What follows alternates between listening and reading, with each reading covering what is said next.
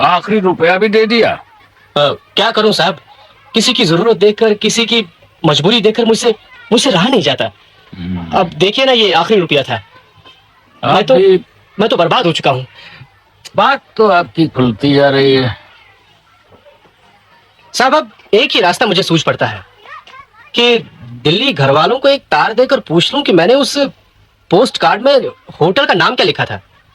लेकिन एक मुश्किल है, वो पोस्ट कार्ड मिलने में उनको कम से कम 1-2 दिन तो लग जाएंगे। लगता आप हर मुद्दे पर सोच चुके हैं। हाँ?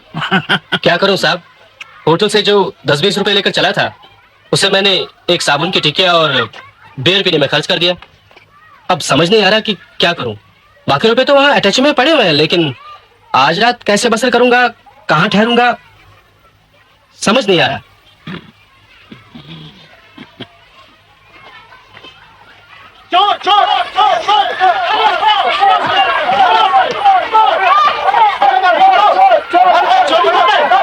अरे वाह, क्या जमाना आ गया। बदमाशों ने भी कैसे कैसे गुर निकाले हैं। अब आप ही बताइए, आदमी को होशियार रहना चाहिए कि नहीं? अब क्या पता लगता है कौन शरीफ है और कौन बदमाश है।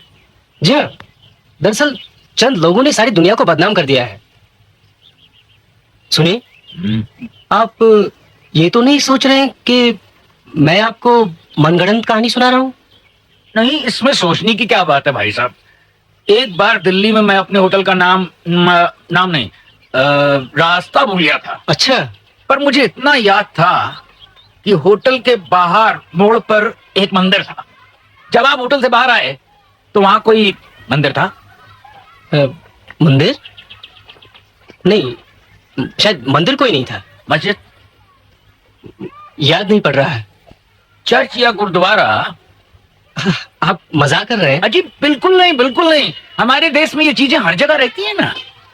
देखिए, मैं कैसे किसी को यकीन दिला सकता हूं कि मेरी कहानी सच्ची है। देखिए, इस वक्त मुझे एक ऐसे हमदर्द की बेहद जरूरत है जो मेरी बातों का विश्वास करे और मुझे कुछ रुपए उधार दे। नहीं तो मुझे सारी रात इसी बगीचे में काटनी पड़ेगी। खुले में पड़ा रहूंगा तो पता नहीं सुबह तक रहूंगा भी या नहीं। खैर, मुझे इस बात की खुशी है कि आप मेरी बात को नामुमकिन नहीं मान रहे हैं। अजी साहब, नामुमकिन तो कोई चीज भी नहीं है। बस पिछले तजुर्बे आदमी को सच और झूठ की परख सिखा देते हैं। हाँ जी जी। सुनिए, क्या मेरी कहानी सुनने के बाद क्या आपको नहीं लगता कि किसी को मेरी मदद करनी चाहिए? करनी तो चाहिए, पर कोई करेगा नहीं। क्यों? क्योंकि आपकी कहानी का पिलाट बनावटी है और सुनाने का डंग बहुत ढीला। क्या? अब क्या कह रहे हैं? पर खुदार, मैं एक मशवरा देता हूं। अगर आगे से ये किसी को कहानी सुनाओ तो इसकी एक कड़ी दुरुस्त कर लेना। मतलब, आपका मतलब क्या है? क्या तुम बता सकते हो कि वो साबुन कहाँ है जो आपने होटल से बाहर आकर खरीदा था?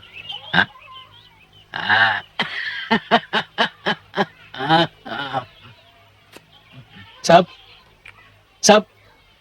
आपको लगता है कि मैं झूठ बोल रहा हूं? हाँ?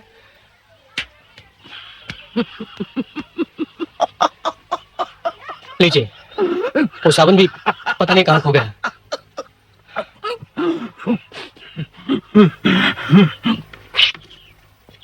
भाई वाह, होटल भी भूल गए और साबुन की टिकिया भी खो गई। भाई, एक टिकिया तो खरीद लेते पहले, कहानी सुनाने से पहले। क्या जमाना आ गया है। आजकल के लोग दूसरों को उल्लू बनाने में कितनी किफायत और कंजूसी करने लगे। भाई, धंधे में इन्वेस्टमेंट तो करनी चाहिए।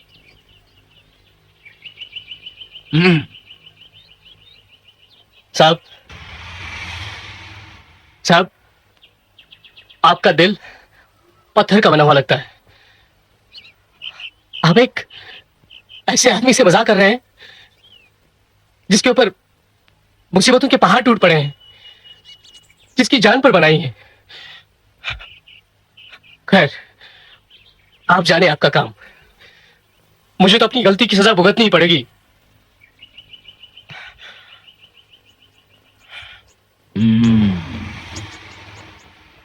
गलती तो तुम कर ही चुके हो श्री 420।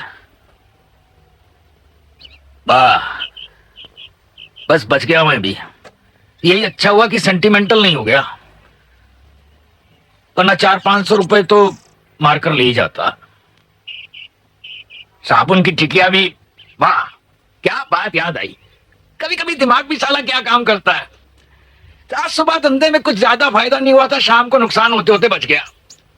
इसका बराबर। हम्म हम्म? अरे ये साबुन की टिकिया, अरे अरे अरे, बाप रे बाप रे बाप रे, बेचारे के जेब से गिर गई होगी। वाकई मेरा दिल पत्थर का हो गया। हम लोगों में हमदर्दी तो रही नहीं, इंसानियत नाम की चीज नहीं रह गई कुछ। अरे भाई साहब, भाई साहब रुकिए। ये रहा आपकी कहानी का गवाह। आप जब वहां बैठे थे तो आपकी जेब से गिर गया होगा। ये लीजिए। देखिए, मैं माफी चाहता हूं कि मैंने आप पर विश्वास नहीं किया। देखिए, साबुन के बारे में मेरा सवाल करना वाजिब था, ये तो आप भी मानेंगे। जी हाँ, जी हाँ, आप बिल्कुल सही कह रहे हैं। अगर आपकी जगह मैं होता तो शायद मैं भी यही सवाल करता, लेकिन मेरी समझ में नहीं आता कि साबुन मेरी जेब से कैसे गिर गया। ये लीजिए, ये 300 रुपए आज की रात कहीं बसर कर लीजिएगा, और ये मेरा कार्ड है। जब आपके पैसे आ जाएं तो इस पते पे लौटा लीजिए। शुक्रिया, बहुत बहुत शुक्रिया आपका। नहीं नहीं, देखिए, आप यकीन कीजिए कि मैं आज जरूर आपके पैसे लौटा दूंगा। अच्छा